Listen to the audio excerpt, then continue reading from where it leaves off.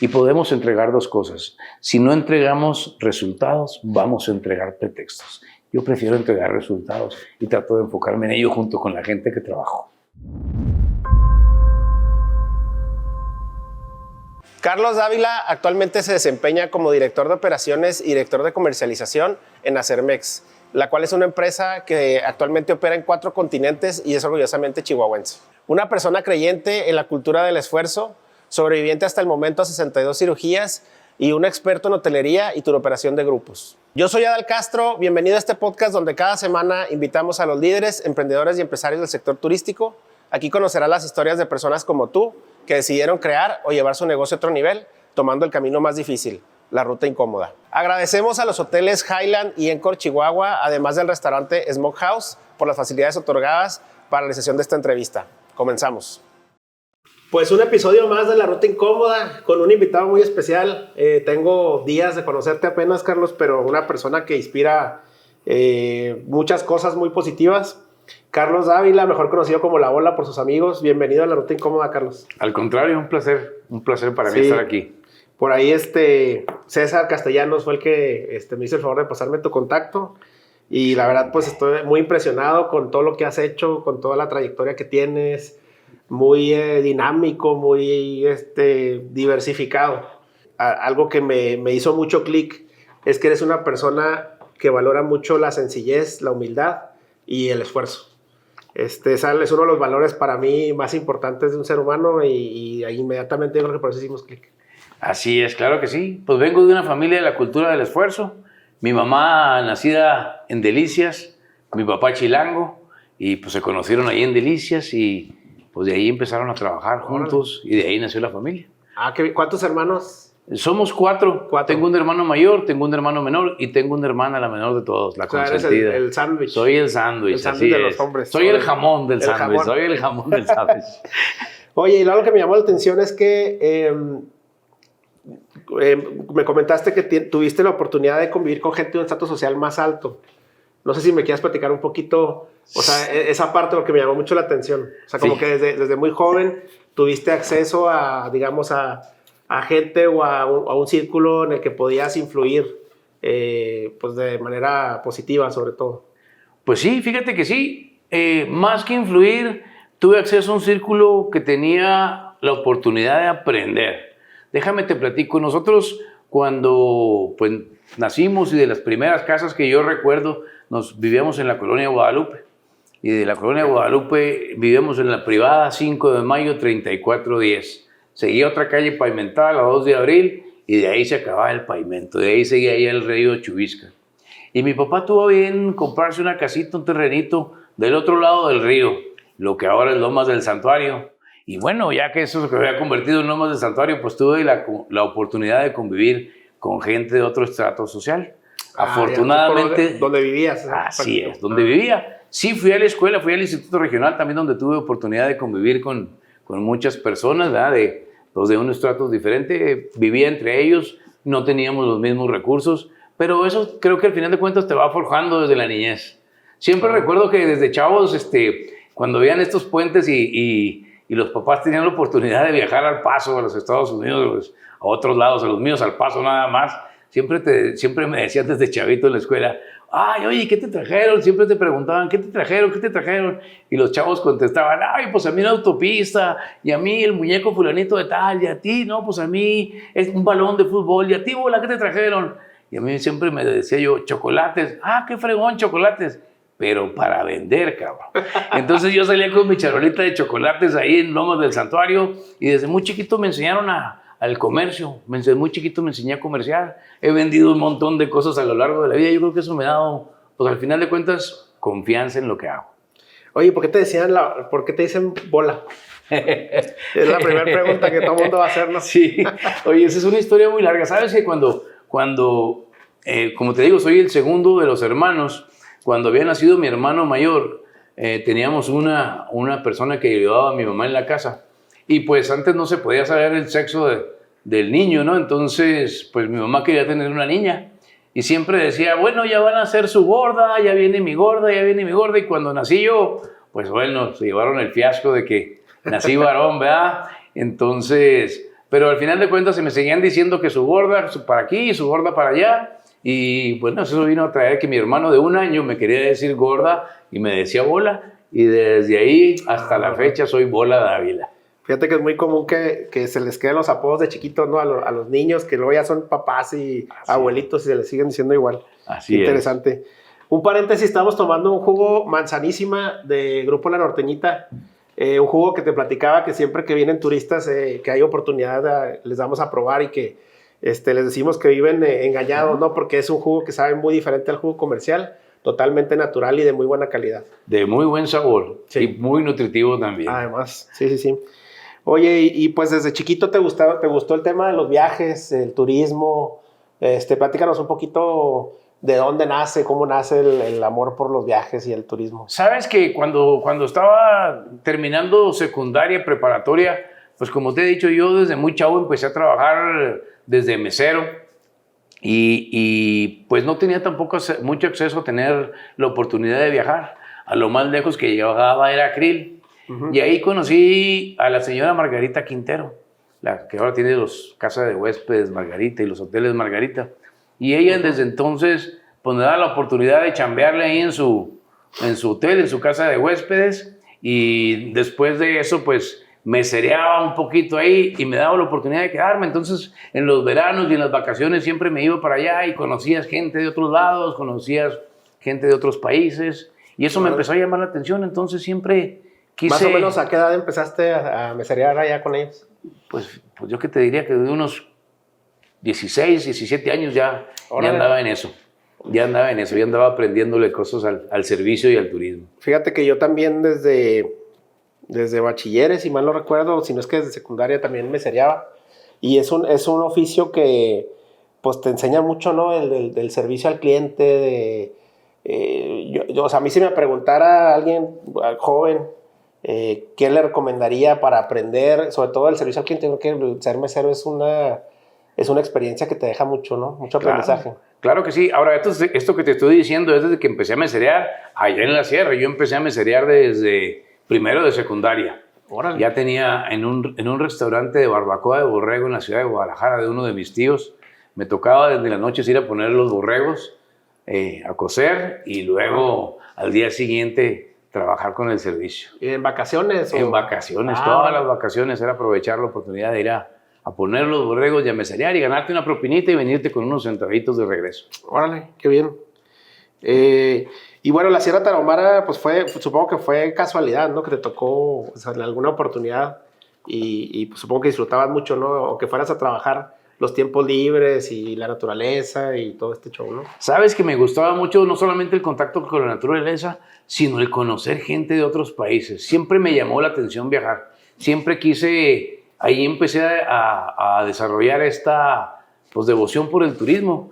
Aunque te digo la verdad, no te creas que en mi casa les hacía mucho clic el que esto me gustara. De hecho, cuando iba terminando la preparatoria, mi papá en alguna ocasión me preguntó, bueno, Bole, tú a ver, ¿qué quieres estudiar? Y yo le dije, no, papá, pues yo quiero ser actor. Y me dijo, ay, hijito, ya saliste con tus cosas. Eso no, otra cosa. Y le dije, bueno, pues quiero estudiar turismo, papá. No, eso déjalo para alguien que vive en Cancún, en Puerto Vallarta. ¿Aquí dónde vas a trabajar en turismo, hijo? Y aparte eso es como, me decían, no, esas carreras no, superfluas, no tienen ningún aterrizaje, no son terrenales. Estudia otra cosa. Y bueno, a partir de eso empecé a estudiar administración de empresas y iba a hacer un diplomado en turismo y me terminé estudiando finanzas por cosas del deporte, ¿no? Por el deporte me dio la oportunidad de estudiar en el Tecnológico de Monterrey. Ahí me dieron la beca para estudiar finanzas. ¿Qué deporte hacías? Básquetbol. Jugaba básquetbol. Sabes que desde chavo también, recuerdo muy bien, fíjate, cuando estaba muy chavo, es precisamente estando en el Instituto Regional. Hay una historia que yo digo que ha marcado mucho mi vida, que fue que en algún momento mi papá era gerente regional de Bacardí Compañía para 7 estados de la República Mexicana. Entonces mi papá viajaba mucho y en alguna ocasión llegó mi papá con un par de tenis marca Bardal. Unos tenis naranja como el aceite Bardal, con un tigrito que tenía una banderita así como la de llegada a la meta de esas de cuadritos y que tenían la suela de llantas. Y yo practicaba básquetbol ahí pues desde la primaria. No era muy bueno, te soy honesto, no era muy bueno, me gustaba más el fútbol. Pero cuando empecé a practicar el básquetbol, pues los niños siempre pues me hacían un tipo de bullying y me decían, oye, bola, nomás ahí te encargamos, no vayas a dar un arrancón aquí en la pista, porque luego vas a dejar las llantas aquí marcadas, y, ¿vale? O un frenón por allá, por abajo de la canasta y eso. Y me empezaba a dar como algo aquí, así como, no sé si como una especie de coraje, como una especie de sentimiento, pues te puedo decir que a lo mejor sí con algo de negativo, porque sí me sentía que me estaban haciendo como que un tipo de bullying. En aquel tiempo no sabía ni qué se llamaba, ni el nombre se utilizaba, pero sí me generaba una energía. Y cuando empezaba el juego y aventaban la bola, te das cuenta que eso lo dejaba salir yo como una fuerza, como unas ganas de demostrar que podía. Y cuando terminaba el juego, yo les decía, tenis Pony, 2 puntos, tenis Converse, 4 puntos, tenis Reebok, 6 puntos, tenis Bardal, 42 puntos. Y entonces, ahí empecé, la verdad, a desarrollar una gran afición por el básquetbol. Y como te digo, fue lo que al final de cuentas me llevó a terminar la escuela, mis estudios. Órale, qué bien. De las cosas también que de tu trayectoria, algo que me llamó mucho la atención es que elaboraste el Plan Estatal de Turismo en el gobierno de gobernador Francisco Barrio. Así es, me tuve la oportunidad de liderar fue cuando la Secretaría de Turismo Federal pasó a ser una combinación entre fondos federales y estatales. Y en este caso, la coordinación de turismo la encabezaba el licenciado Sergio Portillo Siqueiros. Ah, sí, cómo no. Él me invitó alguna vez, yo te digo, yo siempre había querido estar en turismo, pero yo trabajaba con Grupo Chihuahua, había trabajado dentro del Departamento de Finanzas, que fue lo que terminé estudiando, pero tenía una gran afección por terminar trabajando en temas de turismo. Ajá. Y él en alguna ocasión hizo algunas entrevistas, conocí a varias gente de ahí y me dieron la oportunidad de encabezar los trabajos, que fue el resultado de trabajo de mucha gente, y creo yo que eso terminó por consolidar mi gusto por el turismo, aprender mucho de mucha gente, de gente que tiene muchos años trabajando en temas de turismo y que al final de cuentas me sirvieron ahora sí como fuente de inspiración y fuente de aprendizaje para desarrollar primero el Plan Estatal de Turismo, que cuando tuve la oportunidad de ir a presentarlo a México nos dijeron, el director de política turística en aquel tiempo se llamaba Manuel Rodríguez Walk, y él decía, oye, qué plan tan aterrizado acaban de hacer. La verdad que nos da mucho gusto, y de ahí me invitaron a colaborar durante las negociaciones del Tratado de Libre Comercio de las Américas en estadística turística. Entonces me dijeron, oye... Justo te iba a preguntar cómo llegaste a eso. Eso fue lo que me abrió la puerta para eso, y bueno, pues ahí empezamos a ver el turismo más de cerca. Wow, o sea, la combinación entre tus conocimientos financieros con tu gusto por el turismo fue lo que te llevó hasta ese nivel. Así es. Increíble. Y yo creo que la comunicación y el aprendizaje que mucha gente me dio, porque te soy honesto, no sabía ni con qué se comía el turismo, pero hubo mucha gente en mi camino que de alguna manera me fue alimentando el gusto. Yo recuerdo que con una persona en especial, con el licenciado Felipe Valdés, me platicaba horas y horas y horas de cómo funcionaba, de cómo se generaba la promoción, de cómo traían a la gente. Sonia Estrada, Catherine Rempening, en aquellos tiempos todos trabajábamos en Rosalba Delgado, todos trabajábamos en la oficina del licenciado Portillo, Lucia Arballo, y te digo, era un grupo de gente realmente muy apasionada con el turismo, que a mí me sirvió mucho realmente para aprender mucho de ellos y poder generar ese plan, pues que bendito sea Dios nos abrió muchas puertas. No, pues impresionante. Yo siempre tengo la idea que para hacer un plan de esos, pues lo más importante es preguntarle a los que saben, ¿no? Así es. A los hoteleros, a los restauranteros, a toda la cadena de servicios, ¿no? De que realmente son los que están en el campo de batalla día a día, y en base a las necesidades, pues lo elaboras de una manera estratégica y sobre todo buscando detonar la economía, ¿no? Esa es la idea que yo tengo.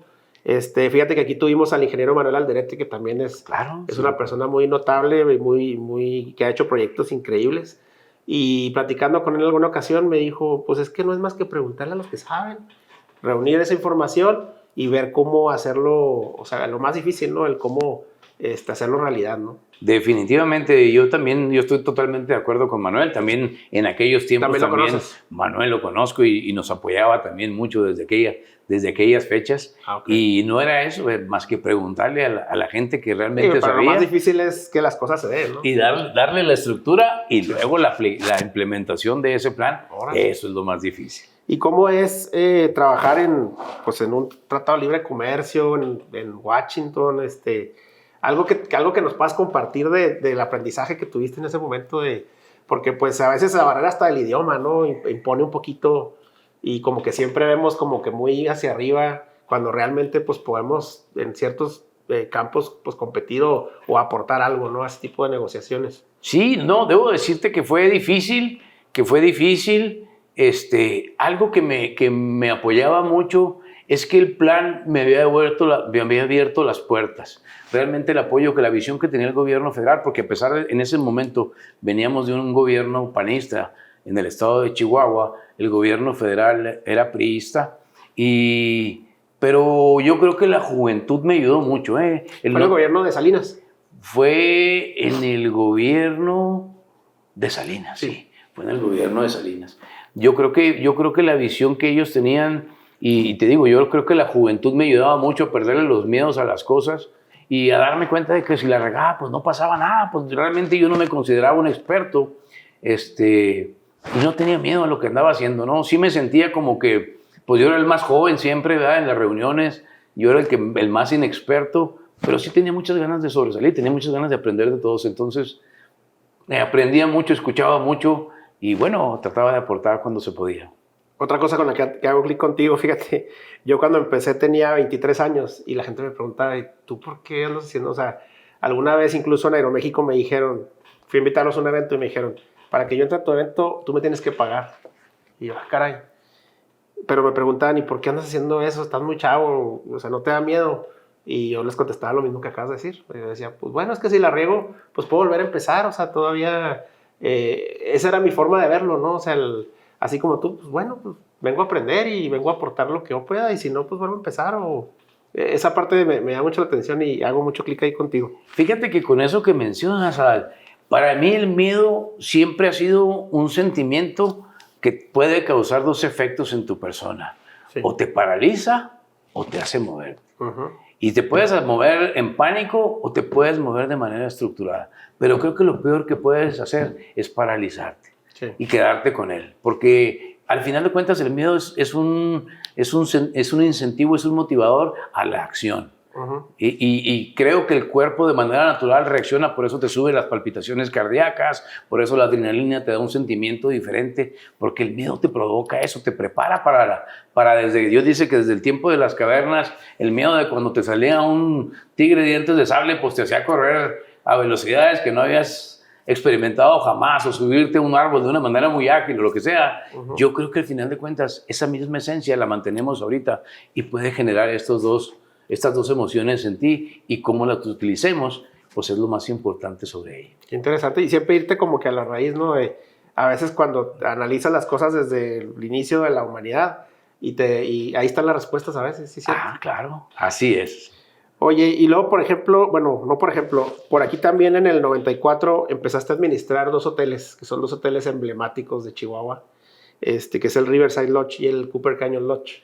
Sí. Ahí platícanos un poquito cómo fue esa experiencia, cómo llegaste ahí. Híjole, fíjate que fue algo bien emocionante. Yo trabajaba en el sector industrial, había trabajado en Grupo Chihuahua, me habían dado la oportunidad de trabajar en ingenierías de producción y control de producción en una fábrica de papel que se encuentra en Anáhuac, Chihuahua. Sí, cómo no. Y la gente que me capacitó en el software había vendido los derechos a una empresa de Venezuela, y me dio la oportunidad de ir a trabajar como consultor para toda América Latina en automatización de fábricas, y tuve la oportunidad de abrir algunos negocios por allá en asociación con el presidente de IBM de Venezuela. Wow. Y después tuvimos el problema de que al haber la devaluación tan fuerte en Venezuela, pues después de ganar mucha lana, muy joven y mucha lana, y vivir en un gran departamento, terminé viviendo en un piso 13 sin ascensor. Entonces había que bajar 13 pisos caminando y sí que no se te olvidaran las llaves porque tenías que subir o algo en el departamento porque tenías que subir otros 13 pisos. ¿En Venezuela? En Venezuela. Wow. Cuando llega la crisis de lo que le llamaban el efecto tequila. Regreso a México y no encuentro trabajo. Y la única oferta de trabajo que había en aquel entonces me dijeron, hay un hotelito en Batopilas. Y yo la verdad que pues sí sabía dónde quedaba, pero no conocía el pueblo. Y me dijeron, ¿quieres ir? Para que veas. Fui y inclusive me dijeron, cuando recién llegué, me dijeron, sí te vamos a dar el puesto porque no hay nadie más que lo haya pedido, pero como no tienes experiencia te vamos a pagar la mitad de lo que estamos ofreciendo.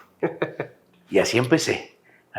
Después de un año... Dijiste, pues ya estoy aquí. Ya estoy aquí, claro, y tenía la urgencia pues, de traerme la novia que tenía en Venezuela en aquel entonces, de que se viniera también para acá. Entonces tenía ganas y urgencia de empezar a trabajar. Y así empecé a trabajar ahí en el hotel. Al lapso de un año llegó el dueño, Skip McWilliams, y me dijo... Y actualmente sigue siendo el mismo dueño. Sigue siendo el propietario. Y me dijo, oye, Carlos, tenía muchas ganas de conocerte. Pues sabes que pues has hecho un muy buen trabajo en la operación del hotel. Tenemos hasta ahorita casi el 100% de los comentarios positivos de las estancias que hemos tenido. Entonces vengo a felicitarte. Y dijo, qué bueno, también tenía muchas ganas de conocerte para presentarte mi renuncia porque aquí dejo el trabajo. Entonces me dijo, ¿cómo que te vas a ir? Le dije, pues sí, pues es que la gente que tú tenías aquí pues me dijo que podía ganar nada más la mitad porque no tenía experiencia, pero ahora que te lo he demostrado, pues ya me sentí que más cómodo y te doy las gracias. Y la verdad es que terminaron triplicándome el sueldo y me quedé otro año más. Wow. Muy contento de trabajar ahí. La verdad, creo que para mí haber vivido en Batopilas, el conocer la gente de Batopilas, el tener la oportunidad de aprender lo que aprendí con la gente de turismo, con el desarrollo de la comunidad, el trabajar realmente con la comunidad, ha sido una de las experiencias más formidables de mi vida y ha sido una de las experiencias que me abrió el camino para hacer muchas cosas en el futuro. Oye, qué interesante lo que dices, porque venías de Venezuela, de una empresa gigante, y luego llegas a un hotel, entre comillas, pequeño, y mira lo que me estás diciendo, increíble. Oye, algunas situaciones que pudieras así como destacar de... ¿cuánto tiempo dices que viviste en Venezuela? 2 años. 2 años. Diferencias así culturales, así notables que tú veas entre México y Venezuela. Pues además de que pues, tenían novia venezolana, imagino. No, fíjate que la primera experiencia que tuve con la gente de Venezuela fue cuando me fui a estudiar a Estados Unidos. Terminando aquí la escuela, como te he platicado, becado en el TEC de Monterrey, me tenía un carrito, lo vendí, me fui a estudiar a Georgia Southern University, con muy poco dinero, la verdad. Con el gran apoyo de mis padres y con muchas ganas primero de aprender inglés y luego quería, a los 3 meses que llegué, aprendí inglés. No hablaba nada, hablaba 2 o 3 palabritas, my name is Carlos y I'm from Mexico, y yo creo que eso era todo, pero tenía muchas ganas de ir. Y recuerdo que cuando llegué, la primera impresión que yo tuve pues, de la universidad, pues no sé, yo había llenado los formatos con el inglés mocho y con la ayuda de amigos y todo. Y cuando llegué me tocaba en un dormitorio que cuando me dieron un contrato en inglés y yo vi el número de la habitación y yo dije, a 125 aquí entro. Y cuando fui a la habitación, metí la llave, abrí la puerta y escuché que me gritaron algo, pero dije, aquí es mi cuarto y aquí entro. Y cuando abro la puerta, la sorpresa que me llevé fue que estaba el que iba a ser mi supuesto roommate teniendo sexo con la novia. Entonces tuve que cerrar la puerta y regresarme rápidamente al lobby donde me senté, me acuerdo de ver Los Simpson, y ni siquiera entendía nada del inglés y yo volteaba y decía, cuando todos se ríen, yo me río. Entonces no entendía nada, esperé un rato, después volví a la habitación y ya finalmente me hospedé ahí. Y ahí conocí, obviamente, ellos tenían, por ser el huésped anterior, tenían la capacidad de decir si querían que te quedaras o no. Y en este caso ese cuate, un coreano, dijo que no. Y me tocó con un chavo de Venezuela. Pues le echaste a perder la noche. Le eché a perder la noche casi que el romance, ¿verdad? Me tocó con un chavo de Venezuela que también con los pocos momentos de que estamos a platicar, le dijo, oye, ¿sabes qué? No me hables en español porque pues yo vengo a aprender inglés y me urge aprender inglés. Se me hacía muy importante la herramienta. Y me dijo, me acuerdo que me dijo, mira, vamos a echarnos unos palos. Y yo dije, no, la verdad. Ahorita no. Cambio, ¿no? Y luego me dijo, vamos, yo te doy la cola. que es la oficina de darte un ride, darte un aventón. Y yo, no, la verdad que no. Entonces, había muchas cosas desde la forma de hablar, cosas que me llamaron la atención de Venezuela. Obviamente, el estar en un país como Venezuela, en aquel tiempo de la pujanza de Venezuela, de la bonanza de Venezuela, que era durante la presidencia de Caldera, pues fue una experiencia muy padre, fue una experiencia muy bonita, conocer un país muy boyante, con una economía basada en el petróleo, con muchos recursos, uno de los países que más escocés consumían después de Escocia per cápita. Órale. Y volver ahora y darse cuenta de la situación, pues es un tema que realmente llama la atención. Pero sí fueron, yo creo que la gente, la manera de hablar, la manera de hacer negocios, cosas que me llamaban mucho la atención era también la cultura alcohólica que tenían. La gente bebía mucho en Venezuela. Yo llegaba a la oficina y la gente salían a comer y ya se tomaban unos buenos tragos. Bueno, y interesante. pues eran cosas que me llamaban la atención, pero fue una experiencia muy padre, muy bonita. Y de ahí me fui a Argentina, a Buenos Aires, 2 años, también mandado por la misma empresa. Antes de venir Antes de regresar. A Batopilas. Órale. Batopilas, sí. No, pues estuve sí que has también andado por trabajando todos en lados. Argentina por allá. ¿Y Argentina qué tal? Muy padre. Viví un tiempo ahí en el mero centro de Buenos Aires, en Diagonal Norte, muy cercano a la Casa Rosada, en el Hotel Intercontinental, y trabajaba en las provincias de Salta y Jujuy con un grupo Ledesma, que era un grupo azucarero que hacían también papel y celulosa a partir de la caña de azúcar. Y fue una experiencia también muy padre, muy... Oye, muy ¿y tuviste novia argentina? No tuve novia argentina. Son más difíciles, ¿no? Más difíciles, claro que sí. Muy bien. Oye, y tuviste también, fuiste director de Grand Circle, que hemos tenido aquí a Raúl Rodríguez, hemos tenido a César Castellanos, hemos tenido a varios guías y operadores que han trabajado ahí. No sé si nos quieres platicar ahí cómo llegas a Grand Circle y un poquito de la experiencia de esa empresa tan emblemática también. Sabes que había estado, ya pues tenía algunos años también trabajando fuera. Duré como 7 años en algún otro puesto. Y cuando volví a México, uno de los puestos que más me llamaba la atención era precisamente Grand Circle. Las turoperadoras siempre me gustaban. ¿Ya tenían ellos tiempo viniendo a México? Ya tenían tiempo viniendo a México, ya había otro director. Y me dijeron, oye, pues te interesa, pues aplica. El proceso de selección duró casi el año. Casi un año que estuve esperando, haciendo entrevistas aquí, entrevistas a Boston, venían de Boston a entrevistarme. Fue un proceso realmente largo, pero me ayudaba mucho la experiencia que había tenido en años anteriores trabajando no solamente en Batopilas, sino trabajando también como director en turismo dentro de la Asociación de Estados del Caribe. Entonces, eso me ayudó mucho para tomar el puesto, pero fue una experiencia muy padre, te digo, creo yo que la visión que tiene Grand Circle es una visión muy diferente. El hecho desde que te digan que el objetivo es llevar a los americanos a donde los americanos no van, ya empieza a cambiar un poquito, empiezan a hacer un producto diferenciado, un producto disruptivo, y yo creo que eso es lo que nos hace mucha falta hoy en día, realmente competir con productos diferentes. Sí, no hacer lo mismo que todos hacen y generar realmente experiencias para el cliente, ¿no? Exactamente. Experiencias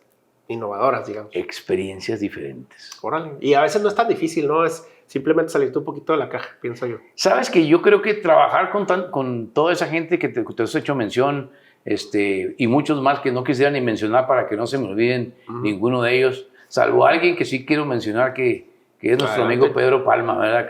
¿Cómo no? Que en paz descanse. Y los demás del equipo, pues todos un equipo formidable, ¿no? Realmente formidable, de quien tuve yo la oportunidad de aprender mucho y que nos daban la oportunidad de hacer cosas diferentes, te digo. Llevábamos gente al César Castellanos, a la cárcel de Casas a la penitenciaría de Casas Grandes. Realmente hacíamos cosas muy, muy diferentes y que la gente estaba dispuesta a pagar por ello. La gente estaba dispuesta a vivir una experiencia diferente. El concepto de stop the bus, de detener el autobús y que pudieras toparte tal vez con un par de campesinos en el campo y que detuvieras el autobús y dijeran, a ver, ¿quién quiere venir a tomar un arado? Y luego comprarle, ¿qué trajeron de comida? Pues traemos unos burritos y tener la oportunidad de comprárselos y compartir. Esto es lo que come la gente. Ese tipo de experiencias, yo creo que son experiencias que se llevan pues muy en el corazón la gente que venía a visitarnos y que al final de cuentas ese equipo de trabajo de quien tuve la oportunidad de aprender hacía un trabajo extraordinario. a todos ellos los puedes ver ahora como guías consolidados con una gran experiencia y que yo creo que toda esa etapa de aprendizaje en la cual ellos tuvieron la capacidad de aportar tanto a Grand Circle, le dieron el posicionamiento a Grand Circle que tuvo en México. No solamente en el norte, sino en el centro y el sureste del país. Sí, cómo no. Oye, me salté también que fuiste invitado a participar por el gobierno federal para generar un documento que sentó las bases para la creación de la primera zona de turismo sustentable. Sí. Platícame un poquito de eso también. Híjole, fíjate que eso fue una experiencia muy, muy padre porque ya había trabajado yo en el gobierno del estado. Esto fue antes de Grand Circle, ¿verdad? Esto fue antes de Grand Circle. Sí. Estando en Batopilas, habían las casetas telefónicas, antes no había teléfono, ahí había una sola caseta, un solo teléfono. Y llegó un tarahumara con un papel y me tocó en la casa. Yo vivía en 2 cuartos de adobe. Digo, los que conocen Batopilas se dicen la casa de Chala, ¿verdad? Hay 2 cuartitos de adobe con muchos árboles de papaya y todo, y con 2 catres ahí muy padre. Realmente yo vestía con guaraches de llanta, a veces me ponía la napachara y la huisiburca. Inclusive los tarahumaras, que la señora que vivía en la casa donde yo vivía, ya tenían muchas comunidades que se quedaban en esa casa. Y yo pues dije, síganse quedando aquí. Entonces me dio oportunidad de aprender un poquito el lenguaje. En aquellos entonces lo practicaba un poquito más, de hacerme amigos de ellos. Y te digo, empecé inclusive a vestirme en la misma onda por algunos días. Y esto al turista también le llamaba mucho la atención. Pero a lo que voy con eso es que llegó un indio y me dejó un papelito y me dice, oiga, que dicen que hable a Chihuahua, que lo andan buscando. Y yo dije, pues a lo mejor quedaría de ver algo. Fui a la caseta, hablé y me dijeron, oiga, que había un puesto aquí, que alguien de aquí, creo que el director dijo que ese era un puesto como para Carlos Dávila. Y era precisamente ir a trabajar en un documento para la creación de la primera zona de turismo sustentable. Te soy honesto, no sabía nada de sustentabilidad. No sabía ni qué significaba eso, pero luego me di cuenta que las cosas que habíamos hecho con la comunidad, el aprendizaje, el vivir las experiencias, el incorporar a las comunidades no solamente en la participación del ejercicio del turismo, sino en los beneficios generados por el mismo, era precisamente lo que ellos estaban buscando. Entonces, de alguna manera, te puedo decir empírica, aprendí de sustentabilidad. Y cuando fui y platiqué lo que hacíamos en Batopilas, pues eso me dio la oportunidad de ir primero a la Universidad de Chetumal a trabajar junto con un doctor, el doctor César Dachari, y trabajar en ese documento que luego presentamos a la secretaria de Turismo, a la señora Silvia Hernández, y ella fue quien me invitó a formar parte de la Asociación de Estados del Caribe, a trabajar dentro del cuerpo diplomático, en el cual estuve por 7 años como asesor en turismo, primero 2 años como asesor en turismo y los otros 6 años como director del organismo. Pues fue una experiencia realmente inolvidable. Wow, no, pues sí. Y pues conociste gente de toda esta zona, ¿no? El Caribe, que aparte es una zona, ¿qué otra zona más rica o potencialmente turística puede haber, no? No, fíjate que fue una experiencia muy padre. Tuve la oportunidad de trabajar con muchos gobiernos en temas de turismo. En particular, pues habían gobiernos que estaban liderando el desarrollo turístico, como era Guatemala, como era Costa Rica, obviamente Colombia, Venezuela, varios de las islas, Trinidad y Tobago, Turks and Caicos, Barbados, Bahamas. Había muchos de los pequeños estados insulares que tenían realmente muy desarrollado el turismo de sol y playa. Y por otro lado había países como México que tenían una diversidad de turismo muy grande y que aportaban mucho a esta creación de la zona de turismo sustentable, que fuimos poco a poco definiendo en diferentes categorías. Creo que eran 14 diferentes áreas y que al final de cuentas generamos un concepto, y eso al final de cuentas me dio la oportunidad de participar en varios foros. Obviamente el crear algo nuevo pues te da la oportunidad de platicar de algo que nadie ha hecho y que vas desarrollando la experiencia junto con los gobiernos. Entonces, participar en el desarrollo no solamente de los gobiernos del país, sino del concepto general, fue una experiencia formidable en mi vida. Bueno, qué impresionante. Y qué envidia, porque las experiencias que has tenido y que todavía no acabamos, pues increíbles, porque pues te abre mucho el panorama, ¿no? Las posibilidades, y pues rompes muchos paradigmas que a veces tenemos en el Estado o en México, pues que realmente no te bloquean, a veces te limitan, ¿no? Mucho. La verdad es que tener la oportunidad, era un foro político que tocaba temas técnicos y hacíamos reuniones de los jefes de Estado y de Gobierno cada 2 años. Entonces tuve la oportunidad de conocer a más de, te puedo decir, casi a más de 100 jefes de Estado y de Gobierno, entre ellos a Hugo Chávez, a Fidel Castro, a Ernesto Zedillo.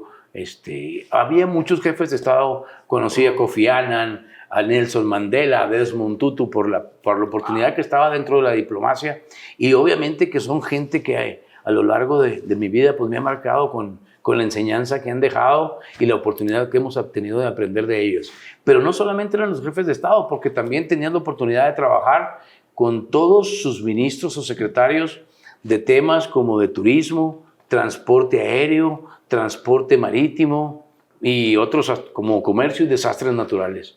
Entonces sí fue una experiencia muy importante para mí y la verdad que pues ha marcado significativamente mi vida, pero eso me lleva otra vez al punto de inicio que hablábamos ahorita, al desarrollar esa garra y esa competitividad que debe uno de tener, o que cuando menos yo, cuando pensaba que iba a llegar para allá y decía, iba a haber gente, había jamaiquinos, colombianos, venezolanos, trinitarios, holandeses, franceses, que también tienen territorios en la zona del Caribe, y yo decía, tengo que llegar a competir.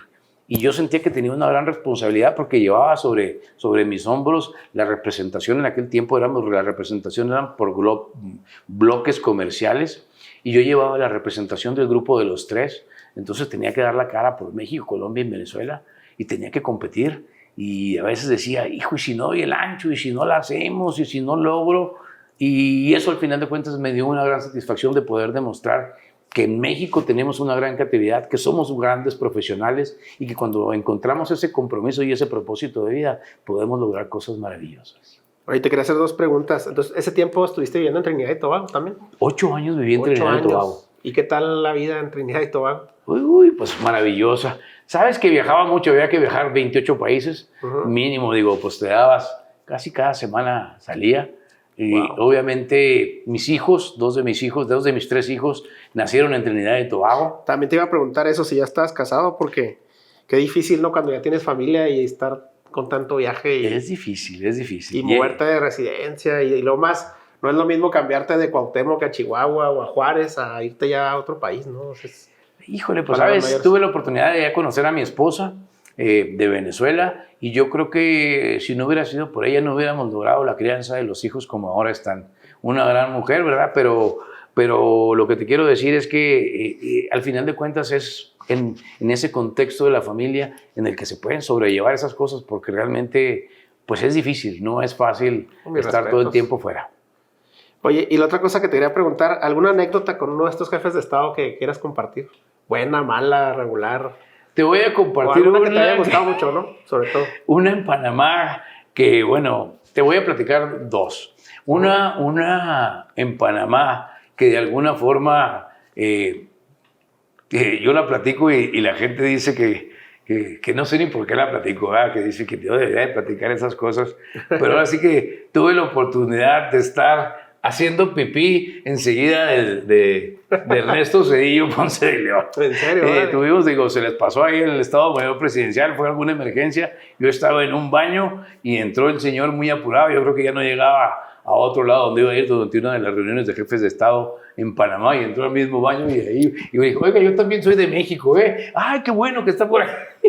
Y ahí tuve la oportunidad de saludarlo. Esa fue una de las cosas interesantes. Y la otra de las cosas que más me marcaron fue haber conocido a Fidel Castro.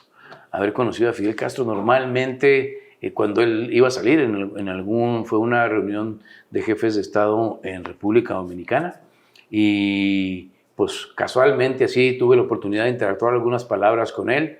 Un hombre impresionante, realmente impone su conocimiento, impone la forma en que te platicaba y que al final de cuentas trabajé mucho con el gobierno cubano. Tuve la oportunidad de trabajar con Osmani Cienfuegos, que era su director de turismo, hermano de Camilo Cienfuegos, que había llegado junto con él en el Granma. Duró muchísimos años, ¿no? Muchísimos años como secretario de turismo.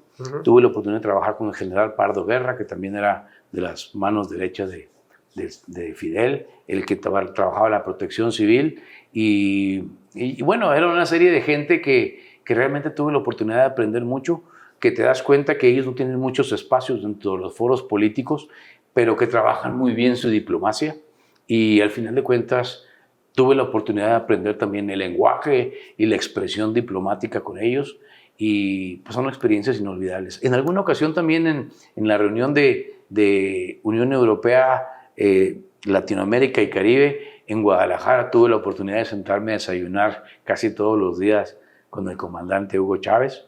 Que te digo, también aprendes algunas cosas. No quiere decir que aplaudas o que la forma de gobernar, porque al final de cuentas no pretendo juzgar a nadie en eso, pero sí la oportunidad de conocerlos que me dieron pues, un gran conocimiento y una gran experiencia. No, y claro que aprendes, ¿no? Pues Hugo Chávez fue un líder, un fenómeno. Y digo, pues es una persona que va a estar ahí en la historia toda la vida, ¿no? Así es. Así, aunque muchas veces pues terminan muy mal o no son vistos muy positivamente, pero pues es gente que ha cambiado el mundo. O sea, al final de cuentas, creo que sí es una experiencia muy interesante. Oye, y bueno, volviendo un poco a toda esta experiencia, ya como después de Grand Circle también estuviste en el Hotel Divisadero, Grupo Divisan, en los hoteles Soberano, Encore, y también fuiste pues director de 9 propiedades en el Grupo Casagrande. O sea que la hotelería, después de toda esta gira por todo Latinoamérica, te enfocaste también un buen tiempo en los hoteles. Sabes que siempre, cuando sabía la parte estratégica o gubernamental o de generación de política turística, sentía que había algo que no sabía, que era la parte operativa. Y a pesar de que había tenido la experiencia de aprender tanto con el Riverside Lodge como en Copper Canyon Lodges, me acuerdo que cuando recién me dieron la oportunidad, el licenciado Felipe Valdés me regaló 2 libritos, uno de turismo, de operaciones de hoteles, porque él estudió turismo, y otro de alimentos y bebidas. Y él se reía mucho porque le decía, me paso las noches a la vela del quinqué porque no había electricidad en aquellos entonces. En las noches leía esos libros de cómo era la operación y me apasionaba la operación, pero sobre todo lo que más me apasionaba era la idea de conocer gente nueva y de ver la oportunidad de que cuando se retiraran con una sonrisa. Eso para mí era muy importante. Y obviamente eso me dio la oportunidad de ir generando muchos amigos, de conocer mucha gente y que te digo que a futuro cuando estuve en la diplomacia me abrieron muchas puertas. Cuando recién llegué a la diplomacia, recuerdo que a través del mismo Skip McWilliams me invitaron a platicar sobre la zona de turismo sustentable ante un foro en Washington, D.C. para National Geographic Traveler. Obviamente, cuando yo llegué, realmente me impresionó ver todo el cuerpo diplomático, a pesar de que yo ya estaba en la diplomacia, ver todo el cuerpo de Washington operando. Había una subasta de viajes a nivel mundial donde se compraban viajes de 3 meses y 1 mes en un palacio y luego en un yate por el Mediterráneo y luego en otro hotel en Inglaterra. Cosas que realmente para mí me abrían los ojos. Y yo creo que el conocimiento que desarrollamos a nivel, si tú quieres, comunitario dentro de Batopilas y que después pudimos llevar a un contexto más amplio, pues te daba la capacidad de decir, puedo hacer cosas importantes en la vida. Posteriormente te puedo comentar que fui invitado, por ejemplo, por Michelle Madame de Messim, la secretaria de Turismo de Francia. En aquel tiempo era la presidenta de los ministros de Turismo de la Comunidad Económica Europea, a platicar estas ideas.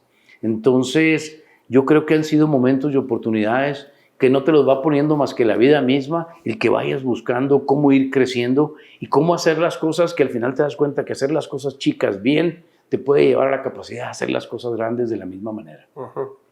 Oye, Carlos, pues creo que tu vida ha sido mucho de bajos y altos, ¿no? Y ahorita comentábamos que después de haber andado de gira por toda Latinoamérica, de haber tenido estas responsabilidades y generar proyectos nuevos a nivel internacional y todo, y aún así te costó emprender por primera vez, ¿no? Entonces, son 2 mundos muy diferentes, pero sí, pues para yo que lo estoy viendo de fuera, digo, pues tenía, o sea, con toda la experiencia que ya tenías, pues cualquiera pensaría que sería fácil, ¿no? Pero la verdad es que emprender es difícil, aún con toda la experiencia que tú ya tenías, ¿no? Sabes que a lo mejor siempre tuve el miedo de no poderme meter al 100% dentro del negocio, porque había abierto ya hace algunos años alguna agencia de viajes para mi esposa, que se llamaba Magic Travel, hace muchos años. Pero ¿Aquí en Chihuahua? aquí en Chihuahua, Okay. aquí en Chihuahua, porque decía, pues más o menos es lo que yo sé, es el medio en el que yo me muevo. Pero si tú me preguntas a yo decir, oye, voy a abrir tu propio negocio, no me daba miedo, me daba pavor, pavor. Siempre tuve una gran inseguridad. Yo creo que todavía hoy a la fecha me tiembla el pandero cada vez cuando pienso que tengo la responsabilidad de un grupo de gente, de un grupo de empleados, pero cada vez me siento más seguro de lo mismo, ¿eh? Y te digo, realmente ese negocio que desprendí en Operadora Vertex sí fue resultado de la casualidad. Luego de que el grupo Casagrande vende las propiedades, pues dentro de las negociaciones le había vendido la marca a un grupo de gente de Cuauhtémoc, a un grupo de menonitas que compraron la marca de Microtel. Y habíamos decidido apoyarlos en el proceso operativo. Y cuando pues, cerramos los hoteles y se cierran las empresas, pues casi les tuvimos que decir, híjole, pues ya no vamos a poder ayudarlos. Y ellos, su director vino a hablar conmigo y me dijo, Carlos, no me hagas esto y no me puedes dejar así. Oye, pues ustedes prometieron ayudarme. Y le dije, pues sí, pero así son las cosas y hay que entenderlo. Yo era un director de la empresa, sí, pero pues yo no tengo la capacidad de tomar esas decisiones. La decisión fue que se vendiera el grupo y pues ni modo. Y fueron otros dos amigos los que realmente vinieron a buscarme y me dijeron, Carlos, vamos a entrarle, tres compañeros originalmente, me decían, vamos a entrarle, vamos a apoyarlos, hombre, no hay que dejarlos. Y el cuate me decía, es que si tú no estás, yo casi creo que mejor lo cierro. Y no tuve otra opción más que aventarme. Y fíjate que fui dándome cuenta de las capacidades de emprender, de los miedos que me generaba y de tener la oportunidad de enfrentarlos y poco a poco ir venciendo esta capacidad o este miedo tan palpable que tenía a ser emprendedor, a ser empresario. Y bueno, actualmente tienes una agencia de viajes y estás en el proceso de crear un nuevo concepto de hotelería. No sé si nos quieres platicar un poquito de eso, que de hecho pues es algo que a mí se me hace que hace mucha falta y que es una tendencia que viene muy fuerte. Sabes que luego de tantos años de andar recorriendo hoteles y de todos tipos y de todas clases, grandes, chicos, pequeños, medianos, creo que hay un concepto de hotelería en que ahora la gente está buscando, o cada vez decimos que es muy importante la experiencia, ¿no? Dentro del turismo decimos que cada vez es más importante la experiencia. Entonces, pues luego de pensarle mucho, en agosto del 2019 terminé yo de generar esta idea que venía conceptualizando a lo largo de muchos años de tener un hotel pequeño, un hostal en este particular, pero la gente me decía, oye, la realidad que cuando me platiques la idea, yo creo que te has de haber fumado un cigarro de marihuana podrida, porque yo creo que te hizo daño algo. Me decían, yo creo que, porque yo lo conceptualizaba y lo platicaba a mucha gente como, va a ser un hostal para almas, no vamos a alojar cuerpos, vamos a alojar almas. Y luego me decían, ¿cómo está eso, güey? ¿Cómo está ese concepto? Y digo, es que realmente tenemos que trabajar mucho con la parte emocional de las personas. Yo creo que si hablamos mucho de vivir la experiencia y tenemos la oportunidad de preparar a la gente para esa experiencia, de trabajar con la emoción, al final de cuentas los fierros no importan. Yo dentro del concepto que está todavía por nacer, ya está creado, ya está conceptualizado, pero está por nacer, es un concepto en el cual la encuesta de satisfacción se llena antes de hospedarse. Y te digo, la gente me vuelve a decir, ahora sí no tuviste madre, ahora sí, con esto ya valió madre. Realmente este concepto, ¿qué onda con esto, güey? Y yo les digo, ¿sabes qué? Es que realmente la actitud que tú lleves al hospedarte, la actitud que tú lleves cuando emprendes un viaje, cuando vas a hacer un viaje, depende mucho de que tú la cuides, esa satisfacción. La satisfacción muchas veces depende de ti. Y yo lo que hago al forzarte a afirmar que que tu índice de satisfacción debe estar entre un 95 y un 100% antes de que te hospedes, yo te devuelvo la responsabilidad a ti. Porque habiendo estado dentro de la industria hotelera por tanto tiempo, te puedo decir que pueden haber cosas que fallen, que no son ni siquiera, que puede haber como cuando se vino el frío ese tremendo aquí en Chihuahua, que bajaron las temperaturas muy fuertes y se reventaron las tuberías. Pues es imposible que tú controles eso. Una reventada de una tubería, que se apague un boiler y que no tengas agua caliente. Y eso puede hacer dos cosas durante tu experiencia. Puede marcarte como una experiencia terrible. Si tú agarras esa brasa candente y te la decides agarrar y quemarte junto con ella y decir, no manches, Chihuahua no vale madre, ¿para qué vine a Chihuahua si me falló el agua caliente un día de aquí del hotel donde me quedé? Esa es tu decisión. Pero esa es tu decisión. Tú como huésped formas parte de esa decisión. O puedes decir lo contrario. Si dentro del hotel te dices, ¿sabes qué, señor? Disculpe, sí nos falló el boiler, pero le vamos a ofrecer una Junior Suite. Se puede tomar el desayuno de manera gratuita. Y cómo a lo mejor un pequeño detalle que haya sucedido puede poner la experiencia en un nivel diferente y que te vayas diciendo, oye, la verdad que la gente de Chihuahua qué atenta es. Oye, la verdad que la gente de Chihuahua es bien hospitalaria. Tienen esa calidez que estamos buscando porque sabes que tuve este problema y de inmediato me resolvieron las cosas.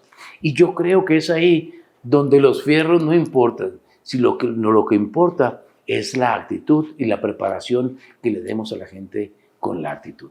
Cada vez somos más las gentes que estamos buscando el wellness, el sentirse bien, el bienestar. Y lo puedes ver abiertamente, cada vez hay más gente que practica la yoga, que practica la meditación, porque realmente creo yo que en estas fechas es una situación necesaria y que aplica mucho para el turismo que recibimos en la ciudad de Chihuahua, aplica mucho para el turismo de negocios o para el turismo de leisure o de descanso, ¿verdad? Sí. Porque no es lo mismo, aunque vengas por negocios, pues no es lo mismo que llegues y te hospedes en una parte donde te ofrezca una armonía contigo mismo, una armonía con tu entorno, con la naturaleza, con lo que estás haciendo con tu familia, a que te busques algunas condiciones o situaciones de no armonía, o que busquen una ruptura con la armonía que te ofrece otro tipo de situación. Y yo lo he visto y te lo puedo garantizar que los resultados que se generan de ello son totalmente diferentes. Entonces yo creo que sí trabajar con la emoción, que sí darte algo de apoyo a que la experiencia realmente la vivas de una manera diferente, puede hacer algo significativo en la experiencia de vida que puedas tener durante tu estancia en algún hotel con este concepto. Sí, otra cosa con la que coincido al 100% contigo. Me hace mucho sentido el tema de la salud mental ahorita, si no la escucho todos los días, yo creo que es raro el día que no la escucho. Y es una necesidad, la pandemia también nos ayudó un poco a entenderlo, ¿no? Y a acelerar un poquito ese proceso de reconocer que es una necesidad ya básica, ¿no? Para el ser humano, debido a tanta ajetreo, tanta estrés con el que se vive, y pues también lo que nos da un poquito la globalización, ¿no? Al final del día, es para compensar un poco todo ese acelere, ¿no? Sí, claro. Del mundo. Por supuesto que sí, Adal. Sí. Fíjate que yo cada vez, te digo, esta idea la terminé de madurar a lo largo de muchos años en agosto del 19. Pero en mi vida ha habido algunas consideraciones que yo digo que algunos regalos que me ha dado la vida y que he tenido la oportunidad de trascender. Uno de ellos fue que luego de terminar este proyecto, como te digo, en agosto del 2019, en septiembre del mismo año fui diagnosticado con cáncer de estómago y esófago.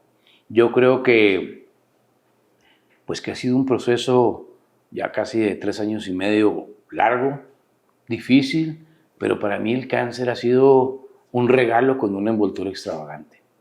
Lo que te hablo ahorita, con la emoción que te hablo, de las ganas de vivir, de las ganas de experimentar cosas en la vida, de realmente trabajar con la emoción, vienen precisamente de ahí, de lo que me ha traído esto. Porque si bien acabas de mencionar cosas que han sido importantes en mi vida y en mi desarrollo personal, el haber tenido la experiencia de estar o participar en ciertos foros o en ciertos temas, yo creo que al final de cuentas esta parte dentro de mi vida me ha traído una visión diferente de la misma, que me ha puesto en un lugar y con una emoción y una vibración totalmente diferente. Sí, totalmente. Y algo que me gusta mucho es que de una situación complicada has hecho una fortaleza. Eso es actitud. Eso es lo que justo quieres generar con este nuevo proyecto. El cambiarle esa actitud a la gente, que al final del día muchas veces las enfermedades están aquí y tú estás haciendo de esa enfermedad, estás haciendo algo que es 10 veces más fuerte que la enfermedad. Entonces, mis respetos, es algo que yo no me dejo de sorprender. Tuvimos ya aquí también a Búba Nevares, creo que te lo comenté cuando hablamos por teléfono. Estuve viendo su entrevista, sí, claro. Y son casos que la verdad, si no te marcan, si no te llaman, pues es porque estás muerto. Sí. Fíjate que antes de ese proceso y terminando el proceso de la formación, yo algo que ahora practico mucho es esa parte espiritual. Yo le pedía mucho a Dios por fe. Yo te voy a decir con toda la honestidad del mundo, yo tenía una fe así al más o menos. Vivía la vida así, sí, había viajado, había conocido, había estado con muchas personalidades y a lo mejor te puedo decir que tenía una cierta soberbia emocional o espiritual y yo le pedía mucho a Dios por esta fe. Obviamente cuando me dicen que voy a ir a una cirugía por una semana, pues voy con mucha convicción y con mucho coraje, si quieres, con mucho entusiasmo, que es la palabra correcta, que viene de enteos, que significa en Dios. Sí, ponerme mucho en las manos de Dios. Duré no una semana, sino 4 meses en el hospital. Salí justo para los tiempos de pandemia, lo cual me trajo fuertes depresiones en la vida y darme cuenta pues que estaba muy cerca de aquel lado que de quedarme aquí. Pero pensé y decía que si tenía la oportunidad de quedarme, iba a cambiar mi vida de una manera significativa. A partir de la primera cirugía han venido 61 más. Llevo 62 cirugías en 3 años y medio. Y mucha gente me dice, cabrón, pues es que has sido bien valiente, qué buen ejemplo. Yo les digo siempre, a mí nadie me preguntó. Estoy buscando todavía a ver quién me empujó. Y yo creo que el que me empujó fue precisamente ese poder superior que me dio la capacidad de buscar esa fortaleza, de tener la fortaleza y de tener la convicción de que lo que hago hoy, lo hago con esa emoción, con esa excitación, con esa vibra que me genera la simple emoción de estar vivo. Sí, sin palabras, la verdad, mis respetos y creo que pues me llevo una gran lección. O sea, yo todos los días aprendo en estas entrevistas, pero creo que hoy también es un día muy especial porque realmente pues esta experiencia que nos platicas es impresionante, completita, o sea, de pe a pa, mis respetos y gracias por compartirlo, te lo agradecemos un chorro. No. Pues ya nos platicaste también de este proyecto que tienes, por aquí algunos premios, distinciones que has tenido que también quisiera comentarlas. Tuviste por ahí un premio al mejor proyecto de investigación del TEC de Monterrey en el 97. Estuviste como negociador de estadísticas turísticas del NAFTA. Fuiste tutor en la Universidad de las Indias Occidentales. Premio al Hotel del Año de América Latina del grupo de Wyndham del 2013. Premio a la mejor empresa del programa de aceleración de empresas del TEC de Monterrey en el 2013. Fuiste el alumno más destacado del diplomado de responsabilidad social empresarial en la UACH en el 2015. Incluso hasta un premio de excelencia industrial en Canacintra, porque también el tema industrial le sabes bastante.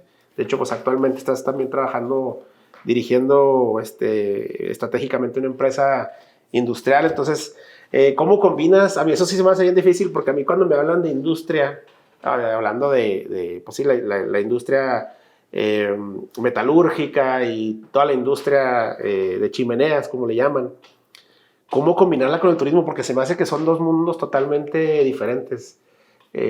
¿Cómo le haces? Porque siento como que te tienes que quitar la gorra de industria y ponértela de turismo y pues pasa un tiempo importante, ¿no? Para poder entender este idioma y no sé, también eso me llama mucho la atención. Bueno, pues yo te digo que primero que nada, todos los premios y reconocimientos que acabas de mencionar no son míos. A mí me tocó recogerlos, pero al final de cuentas son el resultado de un grupo de gente que trabajó mucho por ellos. Yo no me siento experto en ningún tema. No soy experto en ningún tema, la verdad. Ni siquiera lo fui en los temas de finanzas, que fue lo que estudié. No lo soy en los temas de turismo, no lo soy en ninguno de los temas. Yo siempre, cuando la gente me pregunta, le digo, yo no soy el mejor operador, yo no soy el mejor vendedor, yo no soy el mejor financiero. Yo algo que te puedo decir, en algo que sí puedo decir que me destaco es en las relaciones públicas. Siempre me ha gustado hacer equipo, me ha gustado hacer amistades y me ha gustado trabajar. Sí me ha gustado competir y creo que esos han sido los resultados del trabajo de mucha gente, de un esfuerzo conjunto, de un esfuerzo compartido y que al final de cuentas he llevado 4 proyectos en diferentes temas a nivel mundial, al ámbito de Naciones Unidas, de los cuales no soy experto, a la Organización de Aviación Civil Internacional, a pequeños estados insulares, a la Organización Marítima Internacional, a la Organización Mundial de Turismo, a la Organización Mundial de Comercio, pero no soy experto en ninguno. Lo que creo que es donde lo que he sabido es hacer equipo de trabajo, buscar gente que aporte ideas, tratar de involucrarme en esos temas, aprender, sí, pero no soy experto en ninguno de ellos. Entonces, no me siento de manera grata o con la calidad para haber recibido esos premios. Te digo, a mí me tocó recogerlos, pero esos premios les pertenecen a mucha gente que trabajó detrás de ellos. Lo que sí te puedo decir es que al final de cuentas la industria con chimeneas y sus chimeneas es trabajar con gente. Es trabajar con gente y a la gente le tenemos que dar resultados. Y podemos entregar 2 cosas. Si no entregamos resultados, vamos a entregar pretextos. Yo prefiero entregar resultados y trato de enfocarme en ello junto con la gente que trabajo. Claro. Oye, pues vamos a empezar a cerrar. Te voy a hacer unas preguntas, digamos, un poco rápidas. Sí, claro. ¿Algún mentor que quieras mencionar? Uno así que quieran. O digo, si quieres mencionar varios, ¿no? Pero... Híjole, es que tanta gente te puede hablar dentro del Grupo Chihuahua, Federico Mazachin, Roberto Torres Orcasitas, este señor que ya empezaba a enseñarme los temas de las cámaras, que lo cual me atraen mucho también, me llaman mucho la atención, me gustan también los temas de la cámara. Estudié actuación también, te digo, finalmente cuando volví estudié actuación aquí en Bellas Artes, algunos cursos tomé de actuación, que también me gusta la actuación. Te puedo decir el mismo Skip McWilliams, te puedo decir de don Sergio Portillo Siqueiros, Francisco Santini Ramos, Miguel Guerrero Elías, don Enrique Terrazas. Don Enrique Terrazas es todavía hasta la fecha, te puedo decir, una persona que influyó mucho en mi formación de profesional. Con él fue él precisamente quien dirigía el grupo de fomento económico cuando tuve la oportunidad de trabajar dentro del área de turismo, y a él fue el que se le ocurrió que el puesto dentro de la diplomacia era un puesto para el que yo podría competir primero a nivel nacional, y no sé cómo gané, te lo soy honesto. Competí después a nivel internacional contra los candidatos de los otros 2 países, de los 3 países del grupo de los 3, y no sé cómo gané, pero él fue el que me tuvo la confianza. Y ellos han sido a lo largo de mi vida personas que me han forjado de una forma profesional, de una forma forjado mi carácter. Y obviamente, pues bueno, ¿qué te puedo decir? Tanto de mi padre y mi madre, quienes siempre con su ejemplo y enseñanza pues inculcaron tantos valores en mi vida. ¿Y te daba miedo emprender? No y me daba miedo emprender. Y me sigue dando miedo emprender. Bueno, y una pregunta que siempre les hacemos, que es muy importante para si alguien pasa por algo similar que le pueda servir en este momento, que vea la entrevista. ¿Algún fracaso que nos quieras compartir y sobre todo cómo saliste adelante de él? Bueno, hay gente que esa palabra se les hace muy fuerte, ¿va? Pero algún tropiezo, algún bajón que quieras compartir. No, hombre, ejemplos de emprendimiento que he fracasado. Quise abrir en alguna ocasión que todavía tengo el concepto por ahí, lo que se llama una escuela de tareas. Creo que muchas veces, como papá, a veces batallábamos mucho al no tener tiempo del involucramiento que los chicos requieren. Siempre decía que una escuela de tareas podría ser un muy buen ejemplo de cómo lograrlo. Fracasé. Alguna vez quise abrir un concepto que se llamaba The Kitchen Factory, que era generar productos alimenticios en una fábrica y luego después tener diferentes modelos inclusive de franquiciarlos, como de tortas o de pizzas o de diferentes cosas. también fracasé en ello. La primera agencia de viajes, Magic Travel, el verdadero truco fue que no supimos dónde quedó el conejo.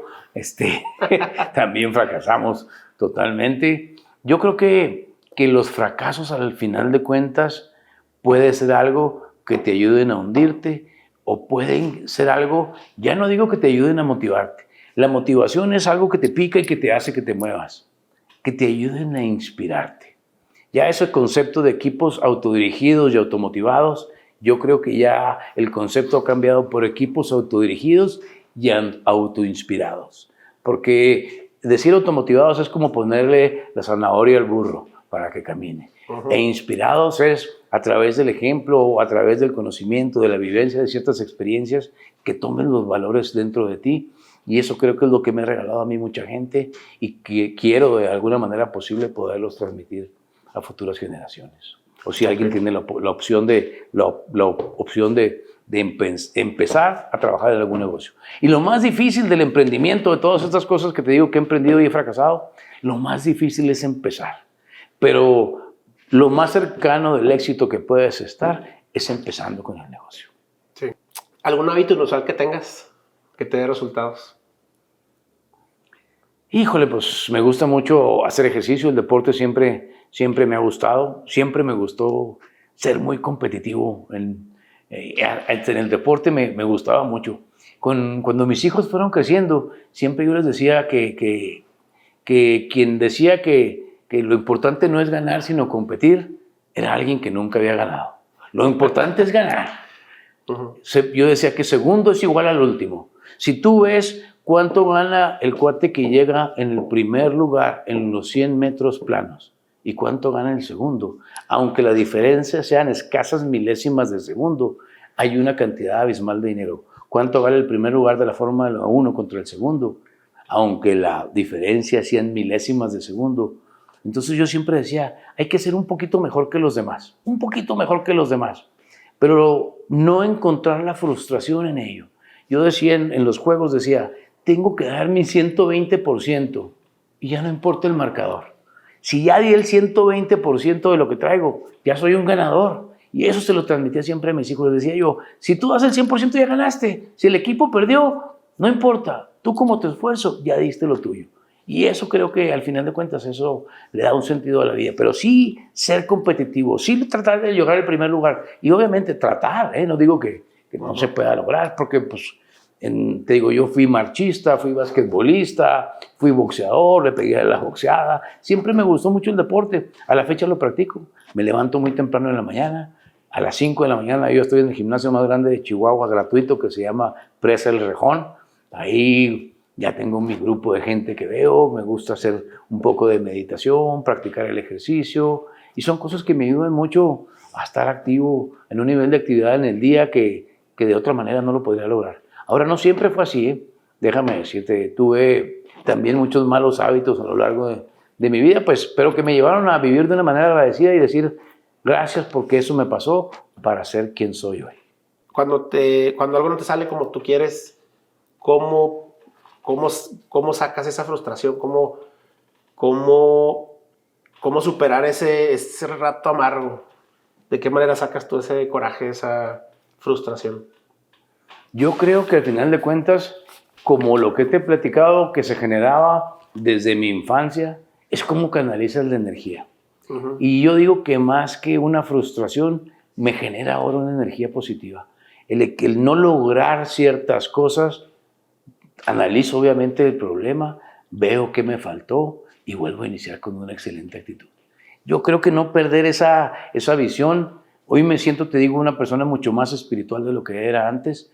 Siento que las cosas de la mano de Dios siempre te dan mejores resultados y pues cuando vas de la mano del verdadero jefe es más sencillo lograr las cosas y es más fácil con una actitud positiva. La actitud positiva al final de cuentas lo es todo. Te digo, yo ahora cada vez que regreso, por ejemplo, al quirófano, ya llego y saludo a las enfermeras y aquí, hola Carlos, ¿cómo estás? Y la madre, que las hola y la madre. Y luego a veces hasta nos juntamos y yo digo, vengo a lo que sé que voy. Y me dice, oye, ¿no te da miedo que otra vez, anestesia total, que te puedas quedar en la plancha? Pues es una posibilidad. Pero cada día que despierto estoy dispuesto a dar el 100%. Cada día que amanece y yo pongo las pezuñas en el piso, yo digo, gracias Dios mío por una nueva oportunidad. Ahora mi compromiso es hacer de este día un día extraordinario. Me encantó tu respuesta. Vamos a pasar ahora a una dinámica de palabras. Okay. Te voy a mencionar una palabra, me comentas lo primero que se te ocurra. ¿Sale? Así sin miedo al éxito. Empezarla. La primera palabra es ventas. Ahora, neurociencia. Ok. Turismo. Placer. Viajar. Emoción. Emprendedor. Reto. Salud. Importantísima. Servicio al cliente. Vida. Sierra Tarahumara. Magia. Chihuahua. Tesoro. Experiencias. Pues otra vez. Vida, nuevamente. Equipo de trabajo. Éxito. Familia. Emoción. Actitud positiva. Estilo de vida. Y México. Patria. Muy bien. Pues créeme que ha sido un verdadero placer platicar contigo, Carlos. Aprendí muchísimo. Creo que le va a servir mucho a muchas personas que lo escuchen, que lo vean. Algo con lo que quieras cerrar, algún mensaje que le quieras dar a la gente que ve este podcast, que es básicamente gente que pues ama el turismo, que le apasionan temas de emprendimiento. Nos ve mucha gente joven, sobre todo nos ven más los hombres que las mujeres, curiosamente. Creo que va muy ligado al tema del emprendimiento. Algo que les quieras compartir. Híjole, pues primero que nada agradecerte por la oportunidad de dirigirme a tanta gente. No, al contrario. Soy un seguidor de tu podcast, me gusta mucho, he aprendido mucho a través de mucha gente también. Yo creo que algo de lo que yo pudiera transmitir es precisamente eso, actitud.